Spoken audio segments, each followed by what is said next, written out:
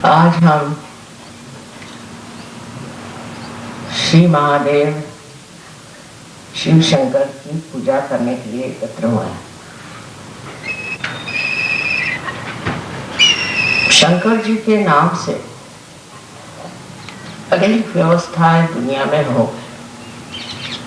आदि शंकराचार्य के प्रसार के कारण शिव जी की पूजा बहुत जोरों ने मनाने लगा और दक्षिण में तो दो तरह के पंथ तैयार हो, एक जिसको शैवाइट्स कहते हैं और दूसरे जो वैष्णवाइट्स कहते हैं।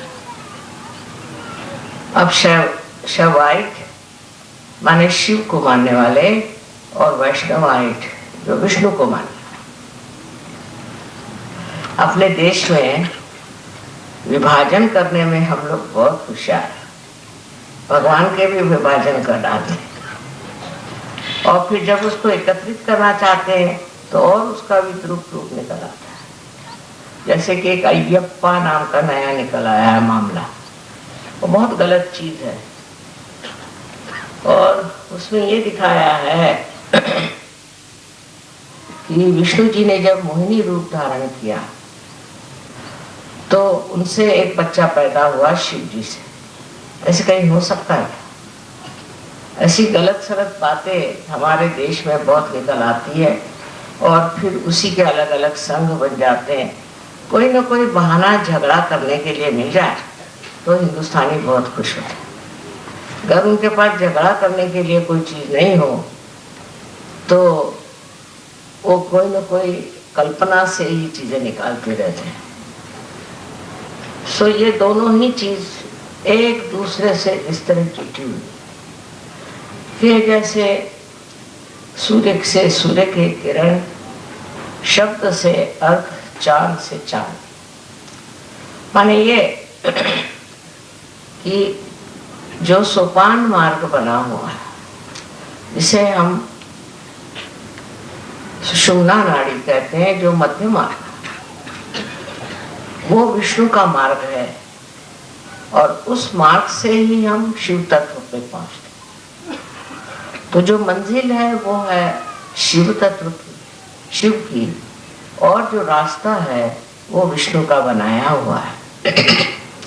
इस रास्ते को बनाने में विष्णु ने और आदि शक्ति ने मेहनत की। इसमें शिव जी का कोई हाथ नहीं। वो तो आराम से अपनी जगह बैठे हैं, जिसको आना है आए, नहीं आना नहीं है। सो इस शिव तत्व को प्राप्त करने के लिए हमें इसी विष्णु मार्ग से जाना चाहिए और उसके लिए जो अनेक चक्र हैं उनको पहले ठीक करना चाहिए। जब ये चक्र ठीक हो जाते हैं तब हमारा विष्णु मार्ग खुल जाता है और उसी के साथ फिर हम धीरे धीरे ऊपर उठने लग जाते हैं। अब इन चक्रों के बारे में मैंने तो बहुत बताया था, पर हृदय में भी एक चक्र है जिसको हम कहते हैं लेफ्ट हार्ट। ये हृदय का चक्र नहीं है, ये सिर्फ एक तरह से हृदय जो है वो प्रतिबिंब है, रिफ्लेक्शन है महादेव का। शिव जी का स्थान तो सर से ऊपर है, बुद्धि से ऊपर, विचारों से ऊपर। ऐसे तत्व को प्राप्त करने के लिए सबसे पहले हमें इधर ध्यान देना चाहिए कि हमारा हृदय कितना साफ है। हृदय के अंदर हम अनेक तरह की गंदगी को पाते हैं। जैसे कि हम किसी से ईर्ष्या करते, ईर्ष्या करना, जैसे कि किसी ने आपके साथ दुष्टता भी की, आपको सताया भी हो, परेशान किया हो, लेकिन उससे ईर्ष्या करने से कोई फायदा नहीं। आपका हृदय अगर स्वच्छ है तो आपका जो आईना है जिसमें परमात्मा का प्रतिबिंब पड़ने वाला है वो साफ रहेगा। लेकिन आपके अंदर अगर ईर्ष्या तो वो साफ नहीं रह सकता और उसका प्रतिबिंब ठीक नहीं हो सकता। किसी से भी दुश्मनी मोल लेना, किसी के प्रति भी कुछ किसी तरह का हृदय में इल्मिश रखना या बुरी भावना रखना ये गलत बात है। इसीलिए ईसा मसीह ने कहा है कि सबको माफ करो। माफ करना अत्यावश्यक। और उनसे पहले भी और बाद में भी अनेक साधु संतों ने यही बात कही कि सबको माफ करो। जैसे ही आप माफ कर देते हैं वैसे ही महादेव ऐसी चीजों को अपने हाथ में ले लेते हैं। सबसे जो सूक्ष्म शक्ति है वो महादेव की शक्ति, और वो उसको फिर पूरी तरह से दंडित करते हैं, उसको पूरी तरह से पनिश करते हैं। ये महादेव जी का कार्य है, आपका नहीं। और इसलिए आप ईर्ष्या किसी से करना बहुत बुरी बात। पर सहयोग में भी मैं देखती हूँ कि ईर्ष्या बहुत, सहयोगियों को एक दूसरे से ईर्ष्या हो जाएगी। अब किसी को ट्रस्टी बना दिया, दूसरे को नहीं बनाया, उसको ईर्ष्या हो जाए। उसमें ट्रस्टी वस्टी में कुछ राम नहीं है, तो आप लोग जानते हैं सब झूठी बातें। माने ये ढकोसला बनाया हुआ है, एक माया जाल फैलाया हुआ है, पर उसमें भी लोगों का दिमाग खराब हो जाता है। और दिमाग किसी का खराब होता है और दिल किसी का खराब होता है। अब मैं क्या करूं, मेरी खुद समझ नहीं आता है कि इतना बड़ा कार्य इतने देशों में चल रहा है, तो कोई ना कोई एक आदमी से तो संबंधित हो सकता है। हालांकि अब धीरे धीरे मामले साफ हो रहे हैं, पर तो भी आपको हैरानी होगी कि अब भी इसकी बड़ी चर्चा होती है, कौन लीडर है, कौन क्या। दूसरी बात, हमारे लिए एक हिंदुस्तानियों के लिए एक वरदान कि ईर्ष्या जो है वो पैसों के मामले में हो जाती है। सहयोग में भी पैसों के मामले में बड़ी ईर्ष्या है। किसी के पास ज्यादा पैसा है, किसी के पास कम पैसा है। और सहयोग के कार्य करते वक्त भी लोग देखते हैं कि कितना पैसा किसको मिलता है, कौन कितना पैसा देता है। जिसका हृदय पैसे में उलझ गया वो सहयोग के काम के आदमी नहीं, क्योंकि उनके हृदय पे जड़वाद, मटेरियलिज्म छाया हुआ। किसी भी तरह के जड़वाद से अगर आप ग्रसित हैं तो आपका उद्धार होना बड़ा कठिन है। ये अपने देश की विशेषता है, परदेश में इतना नहीं देखा मैंने, पर यहाँ इसकी विशेषता है। सबसे हम सोचेंगे कि रशिया में और ईस्टर्न ब्लॉक में पैसा कम है, पर उनको बिल्कुल परवाह नहीं है, वो पैसे की बात ही नहीं सोचते। पर हृदय इतना स्वच्छ है, इतना स्वच्छ हृदय है, और बड़े स्वच्छ हृदय से ही भक्ति हो सकती। हम लोग तो जब प्रार्थना करते हैं तब भी हाथ पैर धोते हैं, नहाते हैं, पर हृदय का स्नान होकर के अगर हम प्रभु से ये कहें कि हमारे अंदर की ये जो गंदगियां हैं इसको तुम हटाओ और हमें स्वच्छ करो, तो ज्यादा अच्छा होगा। तीसरी बात जो हमारे यहाँ अंदर है, जो षड्रिपु जिसे कहते हैं, क्रोध को कृष्ण ने बहुत जोर दिया है कि क्रोध सबसे खराब चीज है।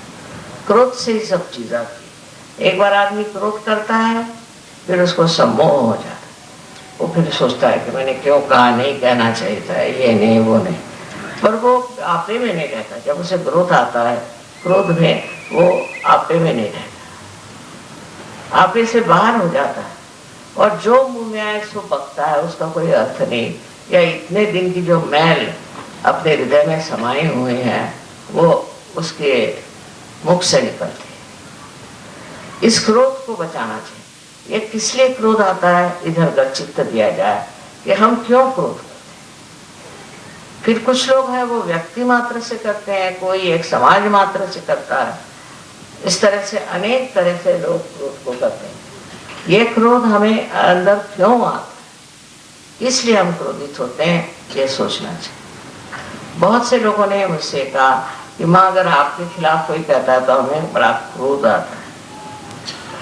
मुझे तो हंसी आती, अगर कोई मेरे विरोध में कहता तो सच कहती हूँ मुझे हंसी आती, क्योंकि इसमें कोई अर्थ ही नहीं मेरे विरोध में कहने की। ऐसी कौन सी बात है, मैं तो प्यार करने जा रही हूँ और मेरे विरोध में बोल रहे हैं तो अब करेंगे।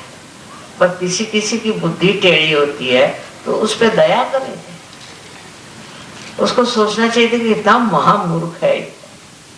जो आदमी क्रोध में उतर जाता है उसके तरफ दृष्टि जो है वो अत्यंत शालीन होनी चाहिए, जिससे उसका भी क्रोध ठंडा हो सकता है। अपने देश में क्रोध करने वाले अनेक तरह के लोग हैं, उसकी संस्थाएं हैं जो सिर्फ क्रोध से इसको मार, उसको मार, इसको पीट, उसके पीट, और फिर सामाजिक तौर पर भी ये चीज बनती जाती है। ये बड़ी भयानक चीज है, लोगों को मारना पीटना, फिर उसके दंड पर एक कोई सेना तैयार करना या कोई मारने पीटने वाली चीज तैयार करना, ये बड़ी भयानक है।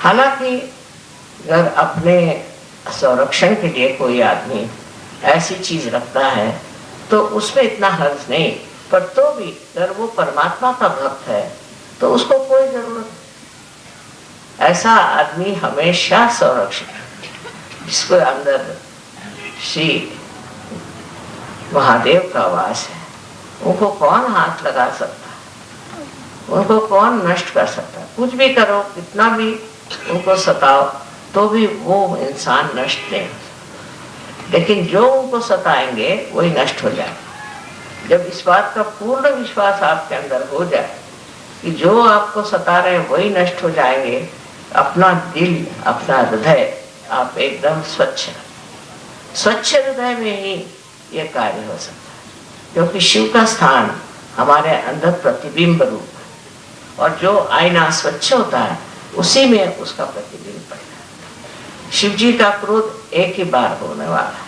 और होता है एक बार, ऐसा लोग कहते हैं, पर मैंने अनेक बार उनको क्रोधित होते देखा, क्योंकि उनका अधिकार है, उनका अधिकार है क्रोध करने का।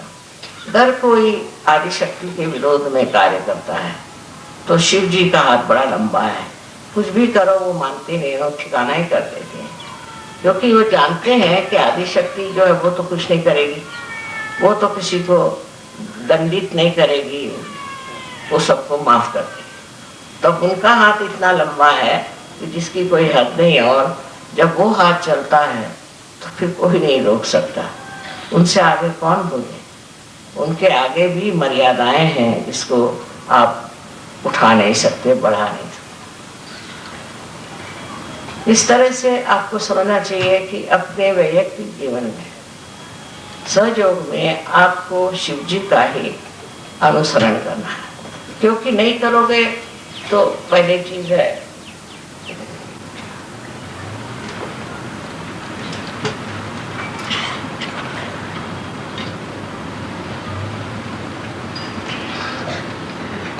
हार्ट की बीमारी हो जाए। ये पहली चीज है, हार्ट की बीमारी हो जाए। इसमें दो तरह से खेल होता है, एक तो अति क्रोध से हार्ट पकड़ जाता है, और दूसरा है कि क्रोध के बाद पश्चाताप हो तो आपके अंजाइना की बीमारी हो जाती है। इस प्रकार दोनों ही चीजें बेकार है, पर कहने से क्रोध नहीं जाता। ये तो एक शराब जैसी चीज है, आदत हो जाती क्रोध करने की, उसी में मजा आता है, बस मुंह फूलने लग जाएगा और गुस्सा आने लग जाएगा, आप उसको कंट्रोल नहीं कर पाए। तो मैंने ये सोचा कि अगर शीशे के सामने बैठ के आप क्रोध करें अपने ऊपर, अपने को दो चार सुनाएं और शीशे के सामने बैठ के ये कहें कि मेरे जैसा महामूर्ख कोई नहीं, तब ये क्रोध शायद ठंडा हो जाए। ये भी मैं शायद ही कह रही हूँ, क्योंकि कभी कभी ये समस्याएं इतनी उलझी होती हैं कि उसको सुलझाना बहुत मुश्किल है। आगे चल के देखा गया है कि जितना हम किसी चीज पर ध्यान देते हैं और उस चीज के ऊपर हम जिसको कहते हैं रिएक्ट करते हैं, किसी ने कुछ कहा फौरन रिएक्शन हो, ये प्रथा ज्यादा विदेश में है। जैसे अब ये कारपेट बिछा, फौरन कह देंगे कि आई don't like it, I like it. ये कौन होते हैं आप कहने वाले? हर एक चीज को आजकल की फैशन है, I like it, I don't like it. हर एक आदमी जैसे कोई बड़ा भारी चिकित्सक है जो कहेगा कि मुझे पसंद है, मुझे पसंद नहीं। ये कहना ही नहीं है, ये कहना ही आपके आज्ञा का लक्षण है कि आप अपने को समझते क्या है कि आप उसको कहते हैं ये मुझे पसंद है, ये मुझे पसंद है। कोई भी चीज को पसंद नापसंद करने का आपको कोई अधिकार नहीं। किसी बेचारे ने बढ़िया तरीके से, समझ लीजिए, आपके लिए फूल दिया तो आप कहेंगे साहब मुझे ये फूल पसंद है। उसके पीछे छिपी हुई उसकी भावना को आप इसलिए नहीं समझ पाते कि आपके अंदर शिव तत्व है। एक छोटी सी भी चीज हो, अगर किसी ने गरीब ने आपको दी है तो उसको आप अगर उसकी भावना को पीछे समझ नहीं पाते, किस प्रेम से वो चीज लाए। इसके लिए हमारे यहाँ सुदामा का उदाहरण दिखाया गया है कि वो एक कुरमुरे लेके पहुंचे थे उनके पास में, और उनका कितना मान श्री कृष्ण ने किया। कोई चीज जो प्रेम भाव से देते हैं वो ऐसा ही है जैसे कि एक शीशे को आप पारस पीछे से लगा दीजिए, चमक जाता है। ऐसी ही चीज है, अगर आपके अंदर भावना बहुत सुंदर हो, अच्छी हो, पर पैसा नहीं हो, तो आप कोई छोटी सी चीज भी उनको लेकर दे दें तो दूसरे को सोचना चाहिए आहा क्या बढ़िया चीज। किंतु इस भावना से मनुष्य के अंदर एक सूक्ष्म दृष्टि प्राप्त होती है, जिसको कहना चाहिए कलात्मक, जिसमें कला का प्रादुर्भाव होता है, जिसे कला दिखाई देती है। तो आप समझते हैं कितनी कलात्मक चीज है। ये कला है प्रेम की कला, ये प्रेम की कला है। इस कला से आप देख सकते हैं कि इस मनुष्य में इतना प्यार है, कितना मोहब्बती है, कितना प्रेम करने वाला है, कितना सज्जन है, कितना अच्छा है। जब आप ये चीज देखना शुरू करेंगे तब आपकी नजर अपने ऊपर जाएगी और आप ये सोचेंगे कि मैं क्या हूँ, मुझ में इतना प्यार है, मुझ में ये सज्जनता है, मुझ में ये अच्छाइयाँ हैं कि मैं ऊपरी जबानी दिमाग खर्च कर दिया और लोगों को भुलावे में डालता हूँ। वास्तविकता हम अपने ही को भुलावे में डालते हैं। जब हम गलत काम कर रहे हैं, गलत तरीके से रह रहे हैं, जब हमारे जीवन में पूरी तरह की गलत गलत धारणाएं बनी हुई हैं, तो हम किसी को भी सुख नहीं दे सकते और अपने को तो बिल्कुल ही नहीं दे सकते। इसलिए स्वार्थ की दृष्टि से भी, स्वार्थ शब्द बड़ा सुंदर है, स्व का अर्थ जानना चाहिए। स्व माने आत्मा, उसका आप अर्थ जाने। अर्थ जानने के लिए शिव जी की पूजा लोग करते हैं, पर मैंने देखा कि शिव जी की पूजा करने वाले लोग बड़े गुस्से वाले, बड़े क्रोधी, बड़े कंजूस और न जाने क्या क्या होता है। शिव जी जैसे दाता कोई नहीं, शिव जी जैसे प्रेम करने वाला, जो ये प्यार का स्रोत है, जो आज बह रहा है, ये शिव जी के चरणों की लीला है। उन्हीं के वजह से ये कार्य हो रहा है कि मनुष्य प्यार में डूबा जा रहा है। सहयोग के बाद, सहयोग के बाद जब आप स्थिति वो हो जाती है तो आप जीवात्मा कहना चाहिए, या आप अटेंशन जो है, चित्त जो है, वो शिव जी के चरणों में लीन हो जाता है। और शिव जी के चरणों में लीन होते ही क्या होता है कि आपके अंदर जो पंच तत्व के गुण हैं वो भी बिल्कुल सूक्ष्म हो जाते हैं। मैंने आप लोगों से पहले 4 तत्वों के बारे में बताया था, पर 5वां तत्व जिसे कि ईथर कहते हैं अंग्रेजी में, उसके बारे में नहीं बताया, अपने आकाश कहते हैं। आकाश तत्व का ये है कि जब मनुष्य सूक्ष्म स्थिति में जाता है तो उस सूक्ष्म आकाश को भी प्राप्त करता है। वो आकाश जो कि ईथर को चला, उस आकाश को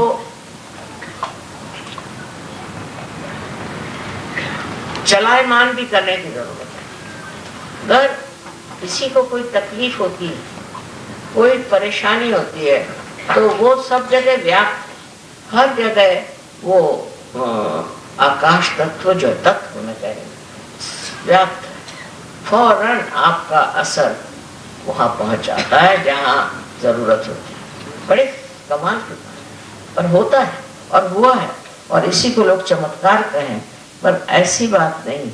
सहयोग में अगर आप शिव तत्व में जागरूक हो जाए तो आपके अंदर के जितने सूक्ष्म सूक्ष्म सूक्ष्मतर रहना चाहिए, जो भाव है और जो स्थिति है वो जागृत हो जाती है। इसलिए चाहिए कि हम लोग पहले अपने दिल को साफ करें। अब दिल के साफ करने में मैंने आपसे 3 रिपुओं की बात करी। अब चौथा रिपु जो हमारे अंदर है वो है मद। मद माने घमंड। जब औरतों में घमंड आ जाता है तो वो आदमियों की चाल चलती है, फिर वो औरतों जैसे नहीं चल सकती। घमंड, हम माने बहुत, हम कोई विशेष, हमारी कुछ तो भी ज्यादा, या तो पैसे वालों की लड़की है, या सुंदर है, या सुशिक्षित है, या चाहे किसी भी बात, किसी भी बात से अगर घमंड आ जाए तो आदमी औरत जो है वो आदमी जैसे चलने लगते। और जब आदमी को घमंड आता है तो औरतों जैसे चलने लगता, माने बनता ठनता है बहुत, शीशे के सामने घंटों बैठता है, बाल बनाता है, ये करता है वो करता है, सब औरतों के धंधे करता है।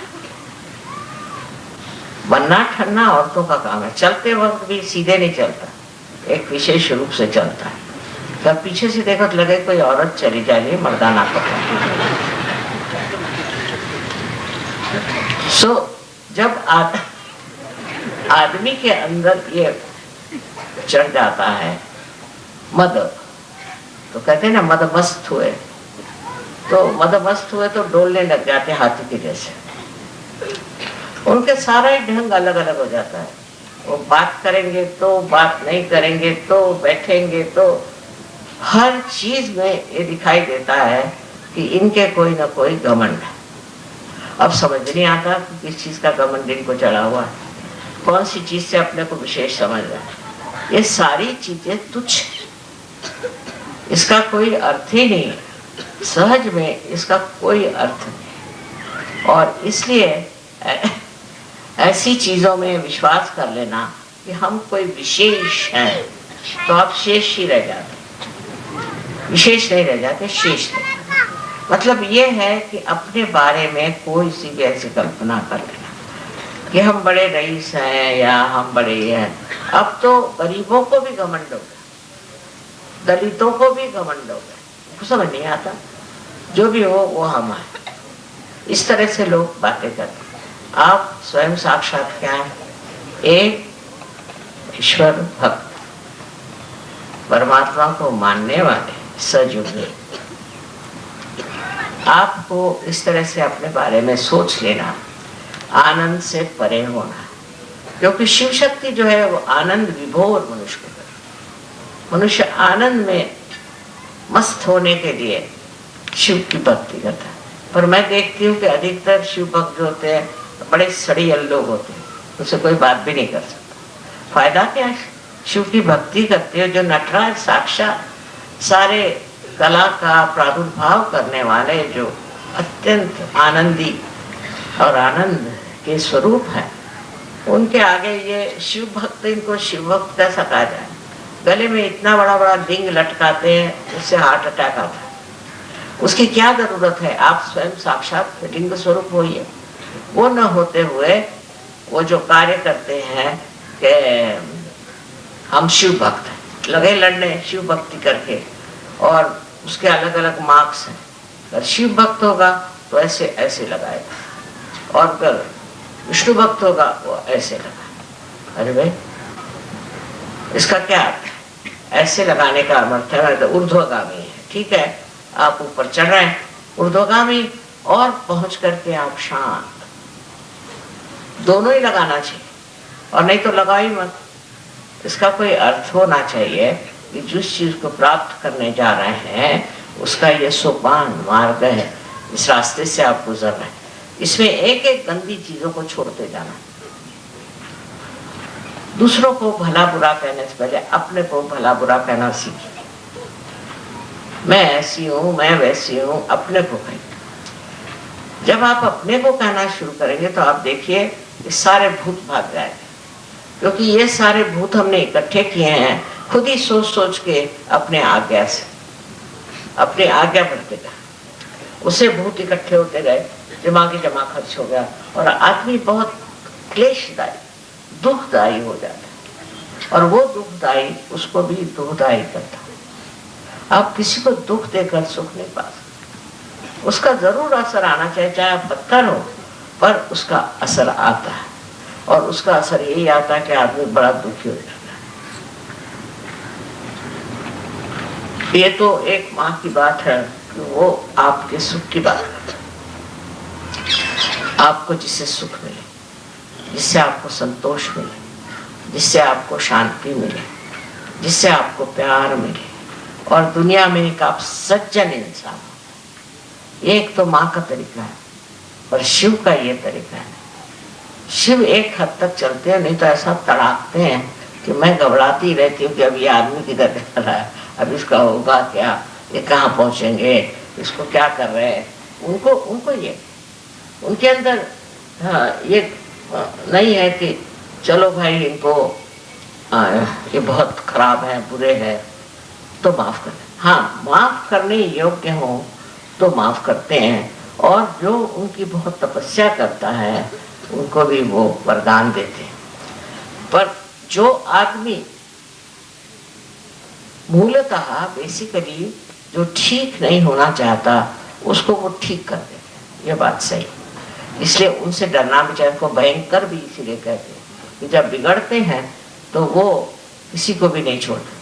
पर उनका सबसे ज्यादा जो बिगड़ना है वो तब होता है जब अंत का, कहते हैं ना कि रात्रि ऐसी आएगी कि सब नष्ट हो जाएगा, उस टाइम में वो अपने क्रोध से सब चीज नष्ट कर देते। ये समय तब आता है क्योंकि मैंने आपसे कहा था कि ये आखिरी निर्णय है, लास्ट जजमेंट है। इसमें आप कौन से रास्ते पे जाते हैं, कहाँ जाते हैं, क्या करते हैं, ये सब पूर्णतया आपके अंदर लिखा जाता है। आपका जैसे कच्चा चिट्ठा बन जाता है और उसी के अनुसार आप चाहे स्वर्ग में जाएं और चाहे आप नर्क में जाएं। नर्क में भेजने वाले तो शिव जी है, मैं नहीं, मुझे कोई मतलब नहीं नर्क से, लेकिन शिव जी को है, वो खींच के आपकी टांग आपको नर्क में डाल देंगे। फिर आप ये ना कहें कि मैं तो माँ का बड़ा वर्शिपर हूँ और मैं माँ को मानता हूँ तो मुझे क्यों ये ऐसा हो गया। इसका कारण मैं नहीं, इसने एक बार मुझे माँ कह दिया, उसके लिए मैं कभी कुछ बुरा नहीं सोचती। पर शिव जी की मर्यादाएं अगर मैं हूं तो मेरी मर्यादाएं भी वो।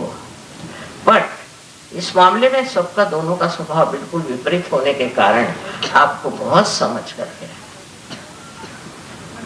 और ईसा मसीह में भी जो 11 रुद्र हैं वो भी यही है। रुद्र की जो भावना है वो भी शिव जी के स्वरूप है और इसलिए बहुत संभल के आपको रहना चाहिए। इसके बारे में आपको इसलिए वार्निंग देनी है कि सहयोग में भी लोग आते हैं, कोई पैसा कमाता है, कोई बुराई करता है, कोई खराबी करता है, कोई अन्याय करता है। ऐसे लोग तो झटक जाते ही, निकल जाते हैं, पर निकलते ही साथ शिव जी की कक्षा में आ जाते हैं। फिर मुझे खबर आती कि वो बैंकरप्ट हो गए, वो ऐसा हो गया, वैसा हो गया। मैंने कहा भैया आप मुझे मत बता। जब वो खुद ही छोड़ के भागे अपने संरक्षण से तो उसे कौन बचा सकता। इसलिए आपको चाहिए कि आप अपना संरक्षण शिव में खोजें। माँ में तो है ही संरक्षण, लेकिन शिव में खोजना चाहिए। उसके लिए ये जो मैंने अभी आपको बताया है कि 5 चीजें, इन 5 तत्वों में जो सूक्ष्म चीज है उसको प्राप्त करना, और उसको प्राप्त करने के लिए आपको ध्यान करना जरूरी है। जो लोग ध्यान करते हैं वो अलग दिखाई देते, और जो लोग ध्यान नहीं करते वो अलग दिखाई देते, इसमें कोई शक नहीं। अब जो लोग ध्यान करते हैं पर ध्यान में मन नहीं, ध्यान में प्रवृत्ति नहीं, ध्यान की समझ नहीं, ध्यान में सूझबूझ नहीं, और उसके प्रति एक आलस्य हो, तो वो ध्यान फलीभूत नहीं होता, उससे कोई फायदा नहीं। ऐसा ध्यान हो कि जिससे अंग अंग आपका जो है वो खुश हो जाए, इससे आनंद की वर्षा। शिव जी का पहला और महत्वपूर्ण जो हिसाब किताब है वो यह है कि वो आपको आनंदित करते हैं, पुलकित करते हैं। उनके नामस्मरण से ही मनुष्य को आनंद मिलना चाहिए, पर उसके अपोजिट होता है, उसके विरोध में ही लोग रहते हैं। जो होना चाहिए वो नहीं होता। ये मुझे बड़ा आश्चर्य होता है कि जिनको हम शिव के भक्त समझते हैं वो इस कदर सूखे रूखे कैसे हो सकते, हो ही नहीं सकते। इसमें एक कारण और भी कि जो बहुत ज्यादा कार्य में रत रहते हैं, बहुत वो राइट साइडेड हो जाते हैं। जब वो राइट साइडेड बहुत हो जाते हैं तो शिव से वंचित हो जाते हैं, शिव से हट जाते हैं और शिव फिर अपना असर दिखाते हैं। अब आपको पता है कि शिव जी की बहन सरस्वती, जो सरस्वती की पूजा करते हैं, माने जो पढ़ते हैं लिखते हैं, ये सब ज्ञान व्यान इकट्ठा करते हैं और इसके अलावा कला में बहुत रुचि रखते हैं, ऐसे जो लोग कला की और जिनकी रुचि है, ऐसे लोग जो हैं जो सरस्वती की पूजा करते हैं, उनकी वंदना करते हैं, उनको सबसे पहले ये जानना चाहिए कि ये शिव जी की बहन है। और आप जानते हैं बहन का रिश्ता बड़ा जबरदस्त होता है। अगर आप इनकी बहन की कहीं प्रवंचना करें या उससे कोई बुरे गुण ले लें या बुरी बातें करें, जैसे कि बहुत से लोग हैं गंदी गंदी किताबें लिख देते हैं, बहुत से लोग हैं जिनके पास ज्ञान है उसको उल्टा सीधा कर देते हैं। ऐसे लोगों पे शिव जी का हाथ बड़े जोर से पड़ता है, क्योंकि उनकी बहन जो है वो बड़ी महत्वपूर्ण है और उसकी प्रवंचना करना माने बहुत ही बड़ा गुनाह है, उनकी दृष्टि में बहुत बड़ा गुनाह है। और आदिशक्ति के लिए भी उनका बहुत कड़क नियम है, इसमें कोई शक नहीं। जरा इसको टिफिन में निकल रहा है। अब जो सहयोगी हैं उनको सबसे पहले अपनी ओर ध्यान देना। मेरा मतलब नहीं कि शीशे के सामने घंटों बैठे रहे, बिल्कुल भी नहीं। शीशे के सामने बहुत बैठना भी एक बीमारी मानी जाती है, पर यह है कि आप अपनी तरफ नजर करें और अपनी तरफ नजर करके देखें कि मेरे अंदर कौन सी खराब, मैं कौन से गलत काम करती। अपने भारतीय संस्कृति में जो कुछ बताया गया है सीधा रास्ता उसे लेना। आजकल नया जमाना आ गया है तो लोग सोचते हैं जैसे भी रहो ठीक है, ऐसी बात। हिंदुस्तान में रहते हुए आपको भारतीय संस्कृति के अनुसार पूर्णतया है, आपका सारा जीवन का क्रम भी भारतीय संस्कृति से जुटा है, क्योंकि भारतीय संस्कृति में शिव तत्व का बड़ा महत्व है।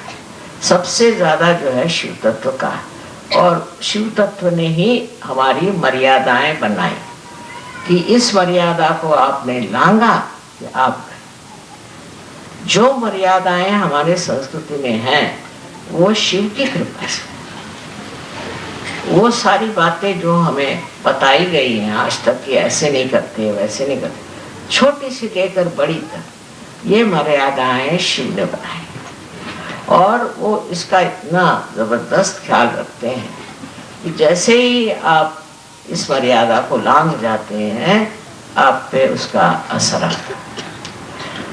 अब शिव तत्व में इतनी गलत धारणा भी लोगों ने बना दी। जैसे बहुत से सोचते हैं कि भंग पीने से आप शिव तत्व के हो जाते हैं। बहुत से लोग जो शराब पीते हैं वो सोचते हैं शराब पीने से आप शिव तत्व में डूब जाते हैं।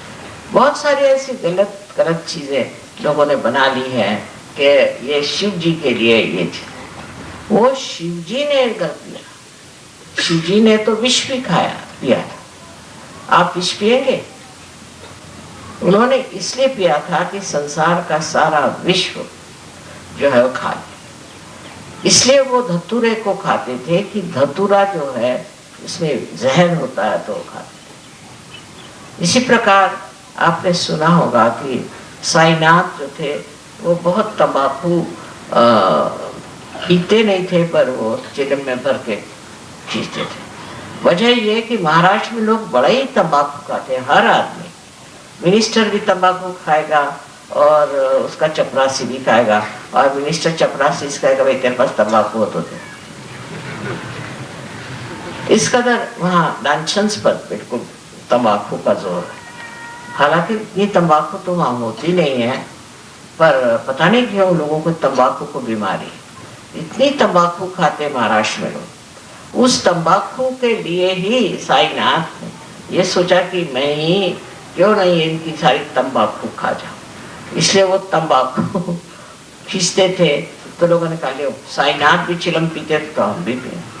जहाँ वो वहाँ ऐसे लोग हो गए कि जो तंबाकू इसलिए लेते थे कि इन लोगों की तंबाकू की जो लत है वो खत्म। अब वो चाहे उसको कुछ भी कहिए, है तो वो तंबाकू, और तंबाकू का और शिव जी से वैसा संबंध नहीं है, पर ये जरूर है कि सब वो सारी दुनिया भर की तंबाकू को खत्म करना। आप समझ लीजिए अगर आप देवी है, सो देवी का काम है कि सारे दुनिया के दुष्टों को, भूतों को खा ले। अब आप भी खाएंगे क्या भूत? देवी का कार्य है कि वो जितने भी आपके पीछे में लगी हुई बीमारियां हैं उनको आत्मसात करें। तो अब आप लोग करेंगे क्या? ये आपका कार्य नहीं।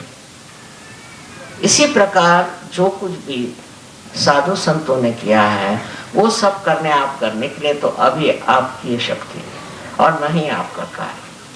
आपका कार्य जो है वो अपनी स्वच्छता करना, अपने को ठीक करना। पहले आप उस दशा में पहुंच जाए, तब फिर सब मामला ठीक हो सकता है। पर अगर आप उस दशा में नहीं जाएंगे तो बेकार है आपके लिए ये सारे उपद्व्याप करने से कोई फायदा नहीं। बहुत सारी चीजें हैं इसका समर्थन हो सकता है गलत तरीके से, पर हमको अगर सही तरीके पे रहना है और सही मार्ग से चलना है तो सर्वप्रथम अपने हृदय को हम स्वच्छ करें। ये जो हमें आदतें लगी हैं, ये आदतें भी सारी हमारे हृदय पे असर करती। इसलिए पहले जमाने में ऐसा होता था कि जो भी विद्यार्थी आते थे उनको जंगलों में सोने कर देते।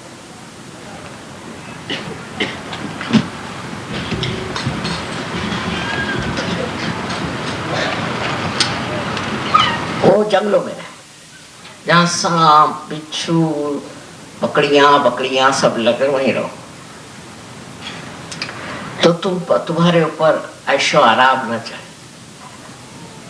ज्यादा से ज्यादा झोपड़ी में, जिसको कि गोबर से लिपा हुआ है, उसमें सुलाते थे। और बहुत सादगी का जीवन, कपड़े भी बहुत कम पहने, जिसमें के बच्चों को कपड़ों के प्रति लालच न हो। हमें ये कपड़ा पहनना है, हमें ये जूता खरीदना है, हमें ये खाना खाना है, ये सहयोग कहना नहीं चाहिए। आपको मालूम है आपकी माँ कहीं भी रह सकती, कहीं भी सो सकती, कुछ भी खा सकती। तो ये जो चीजें अपने अंदर स्वाद, हमारे यहाँ जो इंसान देखो हिंदुस्तान का, उसको खाने पीने का बड़ा शौक। सहयोगी भी एक दूसरे को बुलाएंगे, खाने पर आइए, क्या औरतों को खासकर कि जैसे कहीं जाओ तो कहे माँ आप हमारे घर खाने पर आए। मैंने कहा खाने का बड़ा गड़बड़ा काम, मैं तो किसी होटल में नहीं खा सकती, मैं कहीं नहीं खा सकती, और घर में भी बगैर नमक बड़े चीनी के रहती हूँ। मेरे अंदर अस्वाद है, बचपन से अस्वाद। मैं हर हालत जो मिले सो खाती, पर हम लोगों की जो जुबान है बड़ी चटोरी है हिंदुस्तानी। चाहे वो यूपी वाले हो, पंजाबी हो, चाहे दक्षिण के हो, खाने के मामले में हिंदुस्तानी बहुत एक्सपर्ट है। और आदमियों को बुद्धू बनाते हैं खाना खिलाते। हमारे हस्बैंड को ये पसंद है, हमारे हस्बैंड को वो पसंद है, करें क्या? उसकी गुलामी करेंगी, हस्बैंड को प्लीज करेंगी, उनको करें। रात दिन खाने पीने की बात करे तो सजोगी नहीं। अब बाबा जब मैं वहाँ मिलान में, वहाँ जब प्रोग्राम हुआ गुरु पूजा में, मैंने खुद खाना बना, क्या कर 4 साल तक मैं वहां खाना बनाती रही, क्योंकि दूसरे लोग अच्छा खाना नहीं बनाते थे। लोग कहते माँ ये तो प्लास्टिक के जैसे बना, पर हिंदुस्तानी उसमें विशेष, जितने भी हिंदुस्तानी वहां आएंगे सब मुझे मिलना चाहेंगे, उनका विशेष अधिकार मेरे को। और दूसरा खाने पीने में बड़ा, यहाँ का खाना ठीक है। अब एक और नई चीज शुरू हो गई हिंदुस्तानियों में, अटैच्ड बाथ चाहिए। इनके बाथरूम्स घरों में जाके देखो तो कैसे इनके माँ बाप रहते थे, इनको अटैच्ड बाथरूम, वो भी अंग्रेजी ढंग का। मैं इसलिए आज कह रही हूँ, इससे बड़ा परेशान कर दिया। गणपतिपुणे में उनके लिए अलग से मैंने बाथरूम बना दिया, बाबा अंग्रेजी बना। पर पहले मैंने हिंदुस्तानी बनाया, मैंने चाहे हिंदुस्तानी को हिंदुस्तानी पसंद आया और अंग्रेजों को अंग्रेजी बना दिया। तो ये फरमाते कि नहीं हमको अंग्रेजी चाहिए, बताओ। मैंने कहा यहाँ अभी स्ट्राइक शुरू हो जाएगा। मैंने कहा लोटा लेके जंगल में जाओ, यही तुम्हारा इलाज। सालों भर ऐसे जाते रहे और अब बड़े साहब हो गए हैं अटैच्ड बाथरूम के लिए। तो बेचारे अंग्रेजों ने, जो परदेसी फॉरेनर्स के बेचारों ने कहा माँ हमें तो हिंदुस्तानी अच्छा क्योंकि बड़ा साफ है, हमें आप हिंदुस्तानी दे दो। तो मैंने अदल बदल दिया, तो बड़े खुश हिंदुस्तानी की अटैच्ड बात मिल गई। शर्म करनी चाहिए, सहयोगियों को ऐसी बातें करते हुए शर्म करनी चाहिए। आपके बाप दादे तो लोटा लेकर के जाते थे और आपको ये क्या शौक, आपको कोई बीमारी है, कोई तकलीफ है? और मुझे एक आफत में डाल दिया था, पर एक तरह से मेरे दिमाग में बात आ गई कि चलो भाई तुम ये लो और तुम। इस तरह से बहानेबाजी और ये करना, ये हिंदुस्तानी हो गए। अब आपको और हैरानी होगी कि जो लोग कबीला आते हैं सब लोग सबके साथ रहते हैं, बहुत रईस लोग हैं जो बामोटरे हैं, सब है, लेकिन वो सब पेंडॉल में सोएंगे। पर हिंदुस्तानी अपने लिए एक स्पेशल जगह होनी, होटल में रहेंगे, मोटरों में घूमेंगे, कोई भी तरह की जरा सी भी उनमें त्याग नहीं, त्याग करना सीखा ही नहीं। आजकल हम मॉडर्न क्या हो गए मेरी समझ में नहीं आता। अब इन लोगों के घरों में नौकर नहीं, तो ये लोग अटैच्ड बात इसलिए नहीं रखते, एक ही रखते, बाबा सफाई करना पड़ता है। आप लोगों के नौकर चाकर हैं तो चलो 10-10 बाथरूम रख लिए, पर ये सब आते आपको अपने स्वयं के शक्ति से दूर ले जाए। फालतू चीजों में आपका ध्यान जाना, फालतू बातों में आपका हाथ जाना, ये सब आपको एक बहुत ही सर्वसाधारण मनुष्य बनाते हैं। औरतों के आजकल चला हुआ है कि ब्यूटी पार्लर में जाएंगे, शक्ल तो वही रहती है, वहां पैसा खर्चा करेंगी, वहां ये करेंगी, वहां ये करेंगे। हमारे पूना में तो ब्राह्मणों की औरतें स्लीवलेस पहनेंगी, काला चश्मा लगाएंगी और वो मोपेड पे बैठ के घूमेंगे, समझ में? पूना में जो कि पुण्य पटना है, ये क्या पुण्याई का इंतजाम है? इस तरह से हम लोग विदेशी चीज को ले रहे हैं बगैर सोचे कि इसमें शिव का तत्व कितना है। शिव को देखो, रंग गड़ंग बैठते हैं अपने ऐसे, वो अपने बारात में भी एक नंदी पे बैठ के गए। नंदी क्यों? क्योंकि नंदी उनका शिष्य है, वो जो बोलेंगे उसमें गर्दन हिलाता है, कुछ भी बोले उनको, इसलिए नंदी उनका सबसे प्यारा शिष्य। अब इस पे बैठ के वो वहां पहुंचे विवाह करने, तो पार्वती जी को तो कुछ ऑब्जेक्शन नहीं था, पर उसके भाई साहब जो विष्णु थे वो जरा कुछ घबरा के क्या चला आ रहा है, गुलामी है। मेरा मतलब नहीं कि ऐसे दूल्हे आप बन के जाइए, ये मतलब नहीं, पर तो भी उसमें भी ताम झाम दुनिया भर की चीजें करा करके और खर्चे में डालने से फायदा। समझदारी, समझदारी आपका अलंकार है। हर चीज को मान्य कर लेना, हाँ ठीक है, जो भी है ठीक। खाना ठीक है, अब वो किसी के यहाँ खाना खाना जाएंगे और उसकी बुराई करते रहे, मुंह पे नहीं करे घर पे आके करेंगे, वह क्या खाना बनाया, किसी के अच्छा खाना बनाओ तो बीवी कहेंगे वैसे तुम बनाओ। सारे इसको जिह्वा लौलुप्य संस्कृत में कहते हैं। तो हिंदुस्तान में बहुत ज्यादा, हद से ज्यादा, और इसको कुछ कम करना चाहिए।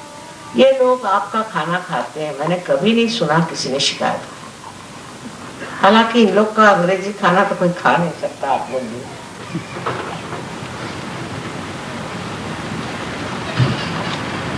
लेकिन इस तरह से अपने ऊपर ये जो लेपन करा रखा है, इससे आनंद में आप विभोर नहीं हो सकते। शिव जी का जो आनंद है उसको तो बताने के लिए लोगों ने कहा था कि आप वैराग्य करो। पहले विराग, हिमालय पे जाओ, एक टांग पे खड़े रहो, फिर कपड़े बिल्कुल कम पहने, नदी में जाके नहाने का और वैसे गीले कपड़ों से ध्यान करो। सारे कष्ट शरीर को देते थे। और गुरु लोग अब भी मारते पीटते हैं, बहुत सताते हैं। ऐसे थोड़ी बैठे बिठाए पार करा दे, ना, काफी आफत कराते हैं और तब उसके बाद लोग पार होते हैं। पर उनका जो पार होना है वो जम जाता है, स्थिति है।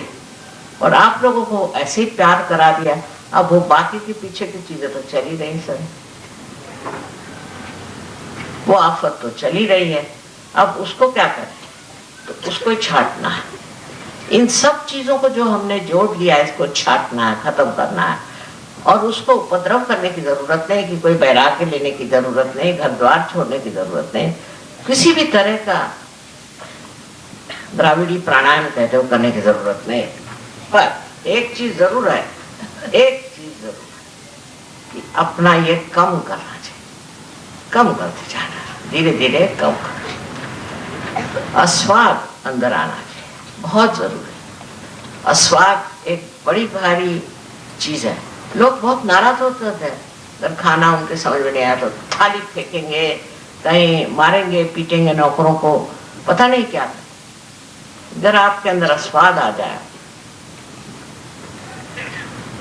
तो बहुत हलवाइयों की दुकानें भी बंद हो जाएंगी मेरे ख्याल। बहरहाल मेरा कहने का मतलब यह है कि शरीर का माध्यम नहीं रखना। शरीर के लिए कंफर्ट है। समझ लीजिए अगर आप पलंग पे सोते, जमीन पे नहीं सो सकते, तो 10 दिन जमीन पे सोई, कैसे नहीं सो सकते? अपने शरीर को अपना गुलाम बनाए बगैर नहीं, अपने कंफर्ट की बातें जो है वो खत्म करें। बहुत से लोग हैं वो बस से नहीं चल सकते क्योंकि वो मोटर से जा सकते, फिर इसकी मोटर मांग, उसकी मोटर मांग, इसमें बैठ, उसमें बैठ। पर कोई भी ये नहीं सोचेगा चलो आज बस से चल के क्या होता है। और पहले तो बस भी नहीं थी, लोग चलते ही थे। हम जब स्कूल में पढ़ते थे 5 मील रोज सवेरे चल के जाते थे। हमारे घर में मोटरें थी, सब कुछ, ये माँ बाप थी हमारे, पर हम खुद बहुत शौक पैदल चलो। और जूते नहीं पहनते, चप्पल नहीं, हाथ पे लेके चलते, क्योंकि वाइब्रेशंस की वजह से अच्छा था जमीन पे चलना। आप लोग भी थोड़ा सा जूतों के बगैर, चप्पल के बगैर चलना सीखें, बहुत जरूरी है। उससे बड़ा फायदा हो, जमीन को भी वाइब्रेशंस मिलेंगे और आपको भी अच्छा लगेगा। हर तरह की चीजों में हम लोग बहुत ज्यादा आराम पसंद हो। पहले 2-4 नवाब लोग जैसे थे वैसे अब हम लोगों का, और क्या मिला है उससे? कुछ नहीं मिला। ये सब की गुलामी करते करते सारी जिंदगी बीत जाएगी। इस गुलामी को कम करना है और सिर्फ परम शिव के तत्व को अपने अंदर धारण करना है। और उसके लिए जरूरी है कि कोई भी चीज महत्वपूर्ण है। आज ये कपड़ा पहनना है तो कल वो कपड़ा पहने, तो उसके साथ वो मैचिंग करना है, तो उसके साथ वो चाहिए। जो कुछ मिलता है ले लो, जो कुछ आता है उसको पहन, कोई हर्ज नहीं, उसमें आपको कोई आफत नहीं आने वाली। उल्टे आपको समाधान होगा कि मैं समाधान, जो भी मुझे मिला वो मैं समाधान से स्वीकार। आजकल हमारे ना वहाँ पता नहीं यहाँ भी है कि नहीं, कि वो गैस का सिलेंडर 16 रुपए महंगा हो गया। तो औरतें, उनकी बड़ी फोटो आई, सब बड़ी सजी धजी। मैं कहे 15 रुपए का तो इनके पाउडर ही लगता है।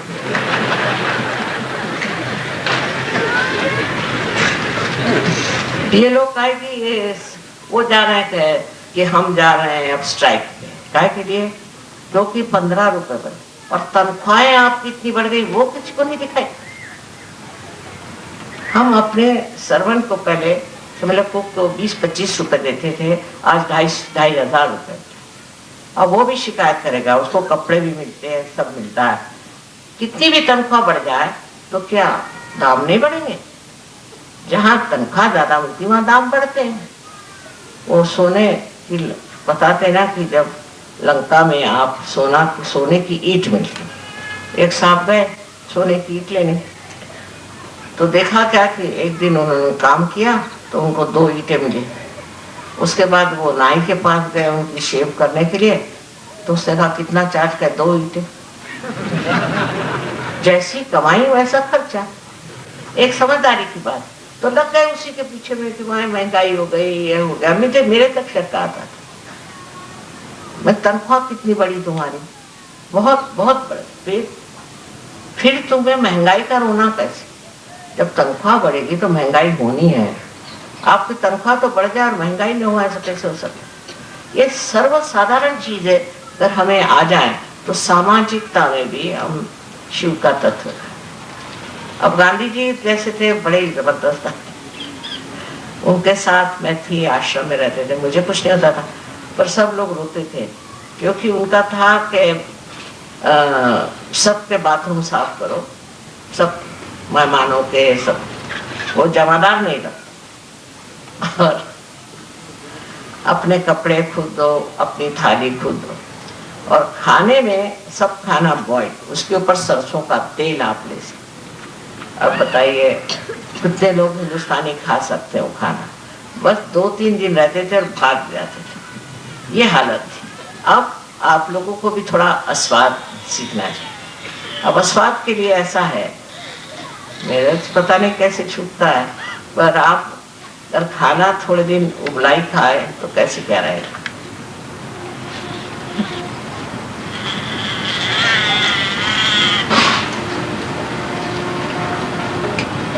कोई माँ अपने बच्चों को ये नहीं कहेगी, लेकिन मैं क्या करूं, इसमें शिव तत्व खराब हो रहा है। सब लोग अगर खाने पीने में लगे रहे तो आपका शिव तत्व गायब हो जाएगा, तो सारी मेहनत ही बेकार जाए। इसलिए खाने पीने में बहुत ज्यादा रत रहना कोई अच्छी बात है। पहले जमाने में लोग 1-8 दिन उपवास भी करते थे, कुछ न कुछ अपना त्याग करते थे, पर आजकल बड़ा मुश्किल है ऐसा कहना कि आप अगर संतुष्ट हो, समाधानी हो, तो आपको कोई जरूरत नहीं है, बिल्कुल जरूरत नहीं है कि आप हर समय खाने पीने की बातें करें और अपने यहाँ खाने पे बोला। फिर हमारे यहाँ एक जाति पाति बहुत है कि अगर कायस्थ है तो अलग है, हिंदू है वो का ब्राह्मण है तो अलग है, फलाने अलग है। अब भी है। अब क्या होगा कि जो कायस्थ सहयोगी है वो सब एक हो गए, ब्राह्मण सहयोगी एक हो गए। अरे भाई अब तुम सहयोगी हो गए, अब भी काय को ये कर रहे हैं ब्राह्मण और ये। फिर कायस्थों को खाने पर बुलाएंगे और ब्राह्मण ब्राह्मणों को खाने पर बुलाएंगे। अब ये इस तरह की मूर्खता अगर करनी है तो सहयोग में काय को आए? सहयोग में जाति पाति ये कुछ है नहीं, और तो आपकी वही नहीं मिटी जो बिल्कुल मूलतः गलत चीज है, तो अब क्या मिटने वाला है? शिव जी को था क्या जाति पाति? वो तो एकाक्ष को किसी की टांगे टूटी हुई, किसी का हाथ टूटा हुआ, ऐसे सब लूले बुले लेकर के और अपनी बारात में ले गए। तो ऐसे शिव तत्व में आपके लिए बहुत ज्यादा ये कटाक्ष रखना कि हम तो भाई बहुत पर्टिकुलर हैं कि खाना जो है ऐसा। फिर कायस्थों का अलग, ब्राह्मणों का अलग, और जातियों का अलग, राजपूतों का अलग, सबका अलग अलग। अब वही खाना खाएगी। मुझे कभी भी समझ में नहीं आता, आज तक समझ में नहीं आया कि ऐसे अलग अलग खाने में ज्यादा आनंद आता है, तो ये लोग क्यों ऐसा ही खाना मांगते? क्या हो? बंगालियों को बंगाली, मद्रासियों को मद्रासी। तो मैंने एक बार कहा कि हमारे एयरफोर्स में, एरोप्लेन्स में कोई अच्छा स्टैंडर्ड खाना क्यों नहीं? पहले माँ ये बताइए कि हिंदुस्तान का स्टैंडर्ड खाना कौन सा? ये तो बात सही। तुम कर कोई खाना बनाओ तो कहेगा ये तो मद्रासी का, मद्रासी कहेगा ये क्या बिहारी है, फलाने का ढिकाने का। तो इसलिए सब तरह का खाना खाना आना चाहिए, क्योंकि यहाँ से सब चीज शुरू हो जाती है। ये वैखरी जबान में भी एक मिठास, मधुरता होनी। मुस्कुराहट में भी कभी कभी ऐसा लगता है कि रावण निकल रहे इनके मुंह में से। तो बोलने का क्या कहना, जब बोलते हैं तो लगता पता नहीं है कौन चंडिका बोल रही कि क्या बोल रही है। औरतें बड़ी तमाशा और आदमी भी बहुत तमाशा। अजीब अजीब चीजें ऐसी बन गई हैं। इसमें शिव तत्व का, शिव तो प्रेम का महासागर, वो तो राक्षसों को भी उन्होंने वरदान दिया। राक्षसों को भी जिसने वरदान दिए, ऐसे शिव तत्व को हमारे अंदर अगर लाना है तो हम ऐसी छोटी छोटी बातों में कैसे उलझ, ये हम कैसे कर सकते हैं? ये बताइए। जिस तरह से हम एक दूसरों को क्रिटिसाइज करते हैं, किसी को कोई कहता है ये ऊंचा है, कोई कहता है नीचा है, ये शिव की बात है। शिव के अंदर प्रेम की धारा है, और इस प्रेम की धारा में बहते हुए आपको ऐसी उल्टी सीधी बातें करनी नहीं चाहिए, और उससे कोई फायदा नहीं होता। आपसी प्रेम, आपसी समझ और आपस का आनंद उठाना चाहिए। अब ये बात जरूर है कि सहयोगी आपस में लड़ते नहीं, ये तो मैंने देखा, और आपस में मिलते हैं तो बहुत प्रेम से मिलते, पर तो भी अभी भी ये छोटी छोटी बातें जो कि बड़ी वैयक्तिक है, खाना पीना, उठना बैठना पैरना, ये जरा सा ठीक करना चाहिए।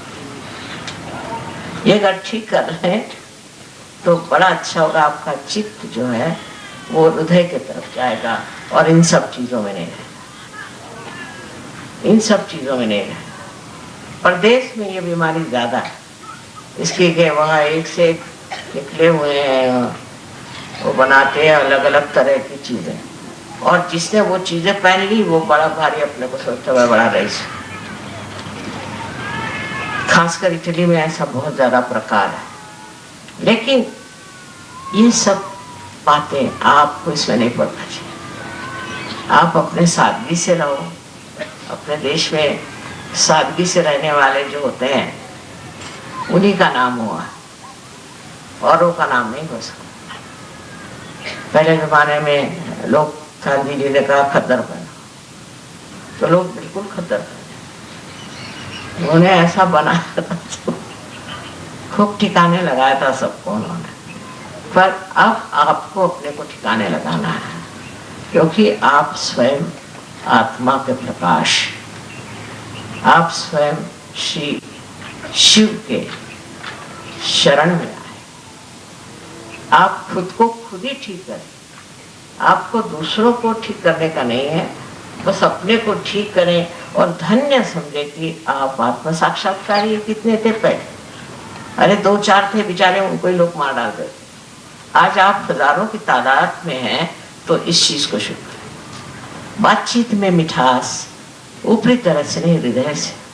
जो भी बात आप हृदय से करें उसको कोई नहीं बुरा मानता, इसलिए हृदय से बात। अपने बच्चों से, बड़ों से जो मर्यादाएं हैं उसको पालते हुए आप अपने को सुखी बनाने से दूसरों को भी सुखी बनाएं। लेकिन आपके अंदर अगर ये आशीर्वाद शिव का न हो कि जिससे आप समाधानी बने, और कोई चीज से हो नहीं सकता, इसलिए अपनी और ये भी नजर रखें कि मैं समाधानी हूँ या नहीं, मुझे समाधान है या नहीं। मैं छोटी छोटी बात को ले करके और दूसरों पे बिगड़ता हूँ या उसके नुक्स निकालता हूँ, तो कुछ तो भी मेरे अंदर बहुत बड़ी खराबी है। और उस खराबी को देखने से ही आप स्वच्छ हो सकते। जब तक आपको कोई चीज दिखाई नहीं देगी आप साफ कैसे करेंगे? इस सफाई की बहुत जरूरत है, और इस सफाई से ही आप उस परम पिता परमेश्वर के दर्शन कर सकते हैं अपने अंदर, और लोगों को भी इसके दर्शन हो सकते हैं। अनंत आशीर्वाद।